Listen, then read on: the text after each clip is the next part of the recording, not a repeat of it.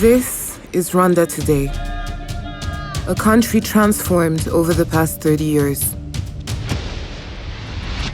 This new Rwanda has been forged out of the ashes of the 1994 genocide against the Tutsi, an event that shocked the world. Our story offers a warning of what can happen when political leaders preach division and hatred triumphs over humanity.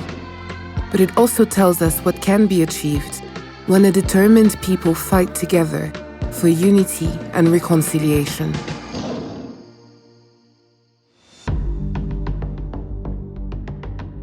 This new Rwanda has been forged out of the ashes of the 1994 genocide against the Tutsi, an event that shocked the world. Our story offers a warning of what can happen when political leaders preach division and hatred triumphs over humanity. But it also tells us what can be achieved when a determined people fight together. This is our journey, told by those who have traveled together as we have moved from despair to hope.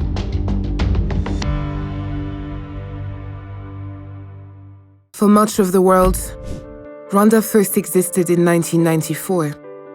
And yet, our story starts long before this. Before colonialism, Rwandans had a rich culture, one language, and the people were united around their own organic form of governance. This all changed when colonial powers chose to control Rwandans by ethnicity, creating division and conflict where none had existed previously. This division grew into hatred and violence, culminating in the genocide against the Tutsi, where over 1 million people were murdered in 100 days.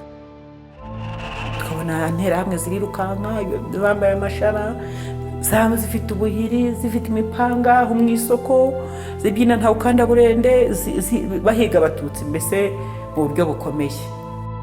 Maze kubona bikomeye, abantu batwika, abantu barya inka, abantu batemagurana za bariyeri bazishyizeho, yewe n'abana na madamu tujya kwa databukwe. Bari bafite imbaraga nyinshi. Abo bana rero bahamaze iminsi mike, hanyuma musaza wa madamu se wabo ufindimwe na se n'abandi b'abavandimwe babo nibo bafashe iya mbere, nta wundi wivanzemo, babajyana muri Nyabarongo. Barabaheka baragenda babata muri Nyabarongo, barangije barataha.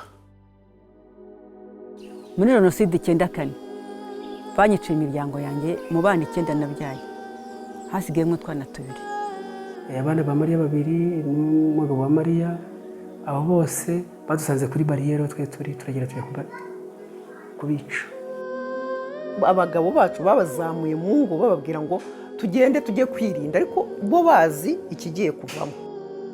Bahera ku mugabo wanjye kuko bari kuri liste, bahita bamutsinda aho ngaho haruguru y'urugo gatoya, barabarashe, babamurashe amasasu, umwe aravuga ngo n'uyu sha mbaye hanuyu. This genocide was long planned by the government of the time, who used education and the media to divide Rwandans, creating the conditions for the genocide to happen. The preparation of the genocide and of the 100 days of killings happened in full view of the world, who stood by, watched, and did nothing. No one came to Rwanda's rescue. The killings were only stopped when the Rwanda Patriotic Front overthrew the genocidal government. From that moment, Rwandans began the long, hard road to recovery, healing, and reconciliation.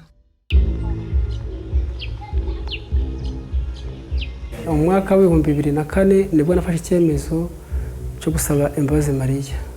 Mfati umwanzuro. Numvaga nti se wenda yaba ntari namusanzeyo, kuko numvaga mfite ubwoba. Nkongera nkavuga nti se ubundi amaherezo yazaba yahe. Ngize amahirwe rero ubwo nuvuga ngo Mariya asanze ariyo, nibwo namubwiye nti uko biri kose urabizi ngiye ndi mu bantu nyine bakwiciye, ariko noneho ndagira ngo umpe imbabazi. Byagiye bigenda gahoro, uko dusabana, uko duhura, uko tuvugana, uko twigishwa, hacemo inyigisho nyinshi cyane. ntabwo byari byoroshye.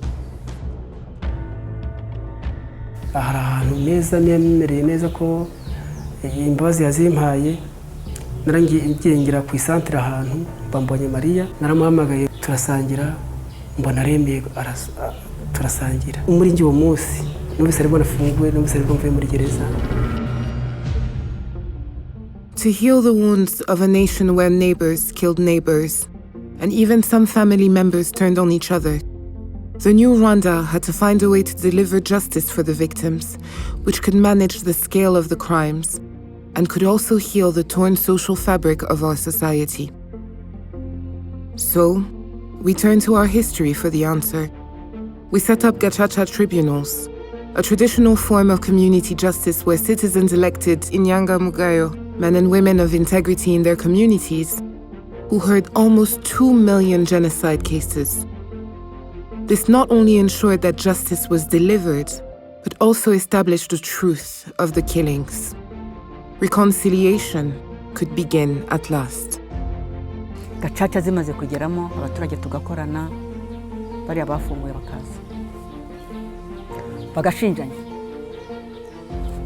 Kanaka uwe kanaka twajyanye mu gitero, uwe kanaka twajyanye mu gitero, ngo kuko abakoze genocide, ngo kuko bagaragaye. Abenshi rero muri Gacaca byatumye bamenya uko ababo bishwe, barihangana barabyakira, bamenya naho bajuguwe.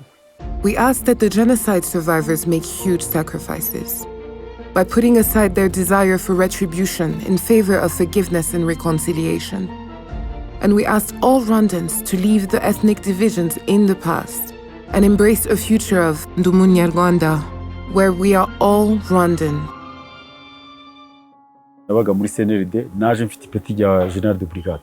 Kuyo dufata icyemezo tukava muri CNRD tukaza mu Rwanda, nuko twari tumaze kumenya neza ko leta y'u Rwanda ifite gahunda nziza yo kunga abanyarwanda, ikangurira abanyarwanda aho bari hose batahuke mu mahoro, kandi waza ikakwakira neza nk'umunyarwanda, ugatura aho ushaka, utuje, utekanye, nta kibazo gihari. Muri RDF igihe mazemo nabonye nta vangura ribamo, umuntu akora akazi ashinzwe nta kindi. Rwanda is still a work in progress. It is up to the next generations to learn the true story of our past, to protect against genocide, denial, and hate, and keep the memory and the lessons of our history alive. En fait, le négationnisme est en pleine expansion sur Internet, sur les réseaux sociaux, puis sur Twitter, Instagram, Facebook, TikTok. Le discours n'a pas changé. Certaines personnes vont par exemple prétendre que le génocide n'a pas été planifié, mais que les gens se sont mis en colère et ont commencé à tuer. Il faut qu'on soit plus nombreux à protéger la vérité, à protéger l'histoire du génocide contre les Tutsi sur ces plateformes-là. We have made progress across every sector, creating a secure and ambitious country which offers opportunity and hope to all Rwandans. Byahindutse ni byinshi nyuma ya jenoside yakorewe Abatutsi. Umwana ariko akabona buruse atitawe ngo nuwo kwande. Ndi umukobwa ukora mu bijyanye n'ubuvuzi, ndetse nkaba ndi no muri siporo kandi byose nkambikora neza. Rero umwana w'umukobwa icyo namubwira nuko turashoboye muri rusange, ibyo twajyamo byose dushoboye kubikora neza, ndetse turanahagarariwe hirya no hino kugeza ku mudugudu, turahagarariwe n'ijwi ryacu rishobora kumvikana. For our friends around the world, we thank you for continuing to stand with us and ask you to share Rwanda's story and what we've learned about division and reconciliation at a time when the world seems increasingly more fractured. Rwanda's experience is one of unimaginable loss, but it is also the story of a people determined, of resilience, of sacrifice, and of rebirth. Rwanda today is proof that out of the depths of despair can come great hope.